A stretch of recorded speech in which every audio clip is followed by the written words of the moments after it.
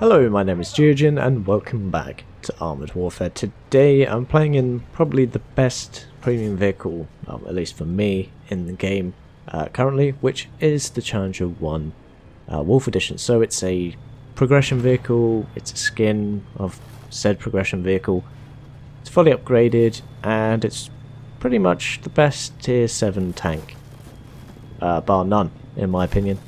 It's got armor, relatively decent mobility for something the size and of its weight. The gun's DPM is good, gun's penetration is fine. It's nothing to write home about certainly, but you can penetrate everything you meet with this gun. Not necessarily from the front, but you can get around the side and rear and just deal some good damage. T80 for instance. Okay, the first shot wasn't properly aimed, didn't hit his tracks. He hits us, doesn't pen us. Again, we get a bit unlucky on the lower plate there. I think they did buff the T80 some time back. There's a Challenger 1, but we need to get rid of this guy who's trying to flank us. We take off his tracks with our first damaging hit. 400 average damage, and we can pen that angle. Unfortunately, again, his tracks take the shot. But we need to keep backing up because this guy is kind of pushing us. And, you know, even 2 versus 1, any tank will struggle. But, again, taking off his tracks, and he's burnt his repair kit, possibly. So, oh no, he gets the tracks up there. But if you just over-angle just a tiny bit in the T80, you can just take every shot in the side and it will go through. Take off his tracks again. He's on 6 HP. There's not really much point in using another round unless we have to, and in that case we did.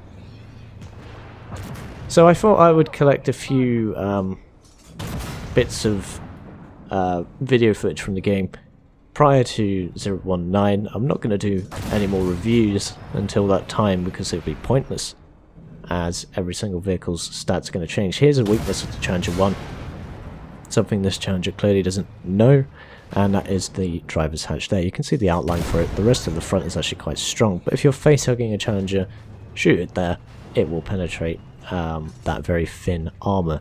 The rest of the front of the Challenger is very strong. The turret, indeed, is also quite strong.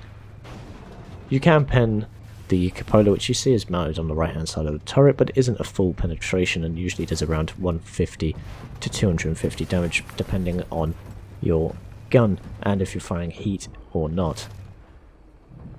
Of course, tier 9s will have no problem penetrating you, but you can just wiggle your armor, make sure they don't hit your weak spots, and just keep pumping out damage. Minimum of 400 damage really per shot on average. Sometimes it goes up to 480, 490, as you saw on that warrior. BMD4 drops down into cover, can't actually quite get the hit there. Is he gonna rise up? He is, but again, another piece of cover. So, we could charge into the middle of the field, but there's not really much point as we've got view range, or rather we've got allies spotting for us, so we can just take shots at, you know, BMP 3M. No armor. If he's gonna sit there and just let's shoot him, well, we're gonna do that. Finally get a fully accurate shot there on the BMD. The accuracy of the gun is quite good. Aim time is quite good as well, but when you move the turret, the gun does bloom quite a lot in terms of its accurate spread, and therefore I decided to hold my fire and not do well, not waste a shot. It's just a very good tank. I mean, I wonder how they're going to change it to make other tier 7s more competitive, or tier 8s I think they're moving this up to eventually. I'm not sure.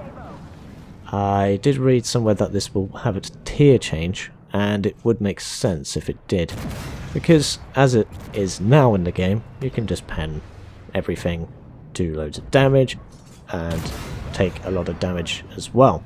Even a Challenger 2 here, if he shows us his side, like he has there, it's an easy pen on the rear. I mean, he is surrounded by 3 enemies, 4 enemies, 5 enemies incoming, but, you know, even the biggest opponents can be taken down with this tank very quickly, as you saw. So we did quite a lot of damage in a normal PvP game, of course. This is not global operations, so doing 7,000 odd damage, I think we did, is not bad at all, considering we weren't top tier, although, to be fair, there weren't too many tier 9s in this match. I think there were 3. But yeah, 7,400 damage, 3,000 of sparking damage, platinum reward crate. That crab did 8,600 when I did 7,300, which pretty much meant most of the damage on the team.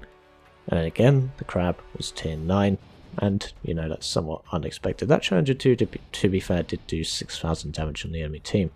But, you know, I would recommend getting this tank. It's a good tank. I wonder how they'll rebalance it, and you might not have it for long in this current state. I don't know exactly when the new patch is coming out, but you'll just make easy credits. As you see, 400,000 with a standard account, almost 600,000 with a premium, and that game, you know, was under 5 minutes, I believe, or just over. So hopefully you're having a good Christmas, as I think this will be up for Christmas Day.